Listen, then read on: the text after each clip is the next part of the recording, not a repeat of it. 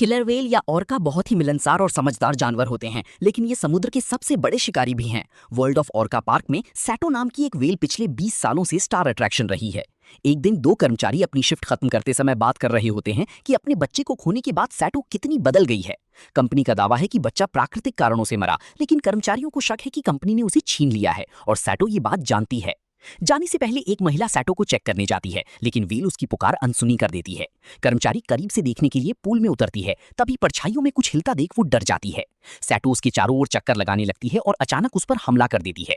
इसी बीच हम मैटी से मिलते हैं, जो एक रेस्टोरेंट में शिफ्ट कर रही है। तभी उसका बॉयफ्रेंड चैड उसे सरप्राइज देता है। उसका अभी अभी ग्रेजुएशन पूरा हुआ है। मैटी को चिंता है कि उसकी दोस्त ट्रिश सेरेमनी में ना आने की वजह से उससे नाराज होगी, लेकिन चैड कहता है कि उसने सब संभाल लिया है। चूंकि मैटी का ग्रेजुएशन अगले हफ्ते है, इसलिए चैड उसके लिए एक तोहफा लाया है, एक मेलो चार्म वाला नेकलेस, क्योंकि मैटी वही वाद्य यंत्र बजाती है। जैसे ही वे किस करने वाले होते हैं, एक लुटेरा रेस्टोरेंट में घुस आता है और उन पर बंदूक तान देता है। वो उनसे फोन फेंकने को कहता है और मैटी को कैश रजिस्टर खाली करने का हुक्म देता है। पैसे लेने के बाद वो मैटी का नया नेकलेस भी मांगता है। जैसे ही वो उसे उतारने की कोशिश करती है, चार्ड मौका पाकर उस आदमी पर झपट पड़ता है। बदकिस्मती से चोर चार्ड पर भारी पड़ता है और उसे अपनी बंदूक से पीटने लगता है। मैटी भी इस लड़ाई में कूद पड़ती है और छीना झपटी के दौरान बंदूक मैटी के सिर के ठीक पास चल जाती है। धमाके की आवाज से उसके कानों में तेज गूंज होने लगती है। चार्ड आखिरकार बंदूक छीन लेता है और लुटेरे को गोली मार देता है, जो लड़खड़ाते हुए बाहर भागता है और अपने ट्रक में फरार हो जाता है। चार्ड बाहर दौड़ता है और उसे जमीन पर नेकलेस मिल जाता है, लेकिन जैसे ही वो इसे मैटी को वापस दे रहा होता है, लुटेरा वापस आता है और चार्ड को अपने ट्रक से टक्कर मार देता है, जिससे उसकी मौके पर ही मौत हो जाती है। एक साल बाद मैटी अभी भी वेट्रेस की नौकरी कर रही है और कानों में स्थायी क्षति की वजह से उसे हियरिंग एड पहनना पड़ता है।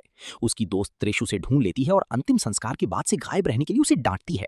वे हमेशा घूमने की बातें करती थी, इसलिए त्रिश बताती है कि उसने बाहर जाने के लिए ट्रिप बुक कर ली है और उसका खर्चा भी उठा लिया है। पैकिंग के दौरान मैटी को चार्ड की पुरानी तस्वीरें मिलती हैं और वो गम में डूब जाती है। त्रिश देखती है कि मैटी का चलो धूल से भरा है और उसकी पिन टूटी हुई है। मैटी मानती है कि उसने इसे बरसों से नहीं छुआ है, लेकिन वो वजह बताने से मना कर देती है। कुछ घंटों बाद लड़कियां थाईलैंड पहुंचती हैं। वे पूल के किनारे आराम करती हैं और ट्रिश के नए वाटरप्रूफ फोन से सोशल मीडिया के लिए तस्वीरें खींचती हैं। समुद्र किनारे ट्रिश जोश नाम के एक लड़के के साथ फ्लर्ट करने लगती है, जो एक इंफॉर्मेशन बूथ पर काम करता है। वे एक स्थानीय दुकानदार से लकड़ी की वेल के छोटे खिलौने खरीदती हैं। ये जानते हुए कि चैड को ऑर्का कितनी पसंद थी, ट्रिश मैटी को वर्ल्ड ऑफ ऑर्का शो की टिकटें देकर सरप्राइज करती है, लेकिन मैटी नाराज हो जाती है और वहां से चली जाती है। ट्रिश के पूछने पर वो समझाती है कि उसे जानवरों को कैद में देखना पसंद नहीं है। वो और चैड सैटो के दीवाने थे, क्योंकि उन्हें उसके बच्चे की मौत की निमोनिया वाली कहानी पर कभी यकीन नहीं हुआ। उनका सपना हमेशा ऑर्का को खुले समुद्र में देखना था, न कि पिंजरे में। ट्रिश को अपनी गलती का एहसास होता है और वो कुछ और करने का फैसला। मैटी हिचकिचाती है, लेकिन त्रिश कहती है कि वे उस बुरी कंपनी को एक पैसा भी नहीं दे रही हैं। वे अंदर घुसती हैं, गार्ड से बचती हैं और मुख्य पूल तक पहुंच जाती हैं। मैटी अकेले पूल के किनारे जाती है, जबकि त्रिश और जोश पीछे ही रुक जाते हैं। पूल के पास खड़े होकर मैटी के हियरिंग एड में अजीब शोर होने लगता है। जब वो शोर रुकता है तो सैटो ठीक उसके सामने पानी के ऊपर आती है। मैटी हाथ बढ़ाकर सैटो से माफी मांगती है कि इंसानों ने उसके साथ क्या किया। उसी पल एक सफाई कर्मी पास में कचरा उठा रहा होता है। सैटो पानी के छींटे की आवाज सुनकर गोता लगा जाती है।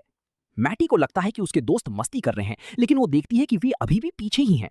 जब वो वापस पूल की तरफ देखती है तो वहां सफाई कर्मी की लाश तैरती देख वो चीख पड़ती है। वो चिल्लाती हुई भागती है, लेकिन सुरक्षा गार्ड लाश देख लेता है और उन तीनों दोस्तों को पकड़ लेता है। पीछा शुरू होता है और वे तीनों बाड़ फांदकर भागने में कामयाब हो जाते हैं। गार्ड अपने बॉस को फोन करके सैटो के टैंक में एक और हादसे की जानकारी देता है। बॉस तंग आ चुका होता है और गार्ड से कहता है कि अब सैटो से छुटकारा पालो। अगली सुबह मैटी समुद्र किनारे जागती है और जोश और त्रिश उसके लिए एक सरप्राइज लेकर आते हैं। वो जेट स्की पर सवार होकर लहरों को चीरते हुए निकलते हैं। वे एक खूबसूरत सुनसान द्वीप पर पहुंचते हैं। मैटी वहां का नजारा देखकर हैरान रह जाती है। जोश बताता है कि स्थानीय लोग इस जगह को शापित मानते हैं, क्योंकि सालों पहले यहां कुछ हुआ था। वो देखता है कि त्रिश हर समय फोन में लगी है, तो मैटी को उसे समझाना पड़ता है कि इन्फ्लुएंसर क्या होता है। जोश फोन छीन लेता है और उसे जेट स्की में बंद कर देता है, ताकि त्रिश स्क्रीन की बजाय द्वीप का आनंद ले सके। चूंकि त्रिश को तस्वीरें चाहिए, मैटी चुपके से उसे अपना फोन दे देती है। बाद में मैटी एक फ्लोटी पर आराम कर रही होती है, जबकि जोश और त्रिश पास में ही जेट स्की चला रहे होते हैं। त्रिश सेल्फी लेने की कोशिश में जोश की आंखों के सामने हाथ अड़ा देती है। अचानक जेट स्की किसी चीज से टकराती है और वे दोनों पानी में गिर जाते हैं। मैटी का फोन पानी में डूब जाता है और त्रिश किसी तरह फ्लोटी पर चढ़ जाती है। जोश वापस जेट स्की की तरफ तैरता है, ये देखने के लिए कि वो खराब तो नहीं हुई। अचानक एक विशाल ऑर्का की पूंछ जेट स्की पर जोर से लगती है, जिससे वो डूब जाती है और जोश पानी में गिर जाता है। लड़कियां चिल्लाती हैं कि वो फ्लोटी पर आ जाए, लेकिन ऑर्का उसे नीचे खींच लेती है। जोश एक बार ऊपर आता है और अपनी जान बचाने के लिए तैरने की कोशिश करता है। वो त्रिश का हाथ पकड़ने की कोशिश करता है, लेकिन ऑर्का उसे फिर से नीचे खींच लेती है। पानी में खून का गुबार देख लड़कियों को समझ आ जाता है कि जोश अब नहीं रहा। घबराई हुई लड़कियां हाथों से चप्पू मारकर जमीन की ओर लौटने की कोशिश करती हैं। वे तब सहम जाती हैं जब ऑर्का ठीक उनके नीचे से निकलती है और उन पर खून मिला पानी फेंकती है। सदमे से उबरने के बाद वे पूरी ताकत से तैरती हैं और एक बड़ी चट्टान तक पहुंच जाती हैं। लेकिन चट्टान पर चढ़ने से पहले ऑर्का फ्लोटी की रस्सी पकड़कर उन्हें वापस गहरे पानी में खींचने लगती है। आखिरकार वो उसे छोड़ देती है, जिससे मैटी रस्सी को ऊपर खींच लेती है। जब ऑर्का फिर से ऊपर आती है, मैटी उसका मुड़ा हुआ पंख वो बेढंगे तरीके से पानी में गिरती है और उसकी एक्स्ट्रा बैटरी वाली थैली जेब से निकलकर तैर जाती है। सैटो को करीब देख मैटी उसे नहीं पकड़ पाती और वापस फ्लोटी पर चढ़ जाती है। त्रिश तैरकर दूसरी चट्टान तक पहुंचने में कामयाब हो जाती है। मैटी को उसे पीछे छोड़ने का दुख होता है, इसलिए वो अपना बैग उसकी तरफ फेंकती है। अचानक सैटो फिर से फ्लोटी पर हमला करती है और इस बार वो हवा वाला प्लग निकाल देती है। फ्लोटी की हवा निकलने लगती है। मैटी अपनी जान लगाकर तैरती है और चट्टान तक पहुंच जाती है। त्रिश उसे ऊपर खींचती है, लेकिन इस दौरान मैटी का पैर एक नुकीले सीप यानी ऑयस्टर शेल से बुरी तरह कट जाता है। सैटो पानी से बाहर निकलकर उन्हें काटने की कोशिश करती है, लेकिन वे समय रहते पीछे हट जाती हैं। त्रिश देखती है कि नुकीली चट्टान से उसकी जांघ पर भी गहरा घाव हो गया है। मैटी अपनी जैकेट की बाजू काटकर उनके घावों पर बांध देती है। वे सोचती हैं कि सैटो यहाँ क्यों है। तब मैटी समझाती है कि ऑर्का तब तक इंसानों पर हमला नहीं करती जब तक उन्हें कैद में पागल ना कर दिया गया हो। सैटो को शायद लगता है कि वो अभी भी टैंक में है और ये लड़कियां उसकी कैद करने वाली हैं। अब उनके पास खाने के लिए सिर्फ एक गम का पैकेट बचा है। त्रिश एक खाली प्लास्टिक बैग ढूंढती है और बताती है कि अगर इसे धूप में रखी तो भाप से पीने लायक पानी जमा हो सकता है। इसमें घंटों लगेंगे। वे मदद के लिए चिल्लाती हैं, लेकिन आसपास कोई नहीं है। कुछ घंटों बाद त्रिश को दूर एक नाव दिखाई देती है। वे हाथ हिलाती हैं और चिल्लाती हैं, लेकिन नाव उन्हें नहीं देखती और चली जाती है। चट्टान पर फंसे होने से मैटी को एहसास होता है कि सैटो इतने सालों से कैसा महसूस कर रही थी। सैटो फिर से पास से गुजरती है और मैटी के कान में शोर होता है। नीचे देखने पर उन्हें जोश का कटा हुआ हाथ तैरता दिखता है, जिसकी कलाई पर टॉर्च बंधी है। मैटी बैग की मदद से उसे पकड़ने की कोशिश करती है। त्रिश उसके पैर पकड़ती है ताकि वो झुककर हाथ से टॉर्च निकाल सके। उस रात वे टॉर्च से मदद का सिग्नल भेजती हैं, लेकिन कुछ नहीं होता। अगली सुबह धूप से उनकी त्वचा लाल पड़ चुकी होती है। बैग में थोड़ा पानी जमा होता है, जिसे वे बांट लेती हैं। त्रिश पूछती है कि मैटी ने चेलो बजाना क्यों छोड़ दिया, तो मैटी बताती है कि चैट की मौत के बाद संगीत अधूरा लगने लगा। त्रिश उसे वापस स्कूल जाने की हिम्मत देती है। वे एक दूसरे का हाथ पकड़ती हैं। भूख मिटाने के लिए वे उस सीप को खाने का फैसला करती हैं। त्रिश मैटी के पैर पकड़ती है ताकि वो पानी के अंदर जाकर उसे उखाड़ सके। अचानक सैटो आ जाती है और मैटी डरकर पानी में गिर जाती है। डर के मारे वो पूरी ताकत से सीप उखाड़ लेती है और सैटो के हमले से ऐन पहले चट्टान पर चढ़ जाती है। त्रिश पत्थर से उसे खोलने की कोशिश करती है, लेकिन वो बहुत सख्त है। मैटी अपने बैग से चैट की अस्थियों वाला डिब्बा निकालती है और उसके ढक्कन से सीप को खोल देती है। इसका स्वाद बहुत ही खराब है, लेकिन वे ताकत के लिए उसे जबरदस्ती निगल लेती हैं। मैटी चैट की अस्थियों वाले बॉक्स को देखती है और तय करती है कि अब उसे विदा करने का समय आ गया है। वो कुछ आखिरी शब्द कहती है और बॉक्स को पानी में डाल देती है। त्रिश रोने लगती है और हर चीज के लिए माफी मांगती है। फिर वो एक कड़वा सच बताती है। 1 साल पहले वो बहुत कर्ज में थी। उसने और उसके एक साथी ने कुछ पैसों के लिए रेस्टोरेंट लूटने का प्लान बनाया था। वो लुटेरा असल में त्रिश का ही साथी था। उसे लगा था कि रेस्टोरेंट खाली होगा क्योंकि मैटी को उस वक्त घर पर रियाज करना था। वो कहती है कि उस आदमी के पास बंदूक नहीं होनी चाहिए थी। इसी अपराध बोध की वजह से वो 1 साल तक मैटी से नहीं मिली। मैटी बुरी तरह भड़क जाती है और त्रिश की आवाज न सुनने के लिए अपना हियरिंग एड उतार देती है।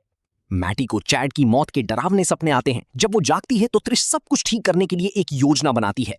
त्रिश का प्लान है कि वो दूर एक रेत के टीले की ओर तैरेगी ताकि सैटो का ध्यान भटक जाए और मैटी पास वाली चट्टान तक पहुंच सके। त्रिश पानी में उतरकर धीरे धीरे तैरने लगती है। मैटी को हियरिंग एड के बिना कुछ पता नहीं चलता। जब उसे एहसास होता है तो वो चिल्लाकर उसे वापस बुलाती है, लेकिन त्रिश नहीं मानती। हलचल से सैटो वहां आ जाती है। त्रिश तेजी से तैरती है और मैटी उसे बचाने के लिए खुद पानी में कूद जाती है। सैटो मैटी के पीछे पड़ जाती है, लेकिन मैटी इस समय रहते दूसरी चट्टान पर चढ़ जाती है। त्रिश सुरक्षित रेत के टीले पर पहुंच जाती है। तभी एक हवाई जहाज ऊपर से गुजरता है। त्रिश रेत पर SOS लिखती है, लेकिन जहाज उन्हें नहीं देखता। हताश होकर त्रिश चिल्लाती हुई पीछे हटती है और ध्यान नहीं देती कि वो पानी के बहुत करीब है। सैटो झपटकर उसके पैर पकड़ लेती है और उसे समुद्र में खींच ले जाती है। मैटी खौफ से देखती है कि त्रिश बिना पैर के रेंगते हुए वापस किनारे आती है। वो वहीं बम तोड़ देती है और उसका खून उस SOS पर फैल जाता है। मैटी पूरी तरह टूट जाती है। उस रात टॉर्च की बैटरी खत्म हो जाती है। फिर हियरिंग एड भी बंद हो जाता है। सन्नाटा और अंधेरा उसे और भी डराने लगता है। अचानक बारिश होने लगती है और मैटी प्यास बुझाने के लिए हंसते हुए अपना मुंह खोल देती है। सैटो पानी से बाहर झांकती है और मैटी उसके चेहरे की निशान को देखती है। उसे एहसास होता है कि वो व्हेल भी सिर्फ अपनी आजादी के लिए लड़ रही थी। इससे प्रेरित होकर मैटी पानी में कूदती है और पूरी ताकत से तैरकर एक बड़ी चट्टान तक पहुंचती है। वो चट्टानों से कूदती हुई रेत के टीले तक पहुंचती है और त्रिश की आंखें बंद करके उसे दफन कर देती है। मैटी को याद आता है कि त्रिश का फोन वाटरप्रूफ है और वो जेट स्की के अंदर है। वो पानी में गोता लगाती है। वो मलबे तक पहुंचती है और बैग, फोन और अपनी चेलो पिन निकाल लेती है, लेकिन फोन की बैटरी खत्म हो जाती है। उसे पीछे कुछ महसूस होता है। वो एक लाइफ जैकेट है जो मलबे से बाहर आई है। सैटो वापस आ जाती है। मैटी फिर से गोता लगाती है और मलबे के पीछे छिप जाती है। उसका नेकलेस एक चट्टान में फंस जाता है। वो जोर लगाकर चीन तोड़ देती है और चेलो पिन पकड़ लेती है। जैसे ही सैटो करीब आती है, मैटी नुकीली पिन उसके चेहरे पर घोंप देती है और का दर्द से कराहती हुई दूर भाग जाती है। मैटी लाइफ जैकेट के सहारे पूरी रात तैरती रहती है। सुबह होते ही एक रेस्क्यू हेलीकॉप्टर उसे बचा लेता है। कुछ समय बाद मैटी एक कॉन्सर्ट में फिर से चेलो बजा रही है। रिकैप देखने के लिए शुक्रिया, और भी ऐसी मूवीज के लिए सब्सक्राइब करना ना भूलें। मिलते हैं अगली वीडियो में।